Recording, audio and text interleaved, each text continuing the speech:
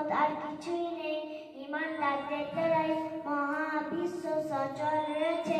যেদিন পৃথিবীতে আল্লাহর নাম নেওয়ার মতো কোনো ইমানদার থাকবে না, সেদিন আল্লাহ তাআলা সমগ্র পৃথিবীকে ধ্বংস করে দেবেন। ভাইরা আমার, ইমান শেখার বিষয় যখন আমরা ইমানকে শিখে নেব এবং ইমানের তাৎপর্য অন্তরে বসে যাবে, তখন দিনের প্রতিটি কাজ খুব সহজ হয়ে যাবে। আর যদি ইমান দুর্বল হয়, তবে দিনের প্রতিটি কাজ খুব কঠিন মনে হবে। সাহাবায়ে কেরাম রাদিয়াল্লাহু আনহুম বলতেন, আমরা প্রথমে ইমান শিখেছি, তারপর কোরআন শিখেছি। ইমান শেখার জন্য সময় ও সম্পদের ত্যাগ আবশ্যকীয়। আল্লাহ তাআলা আমাদের সকলকে ইমান শেখার মেহনত করার কবুল করুন।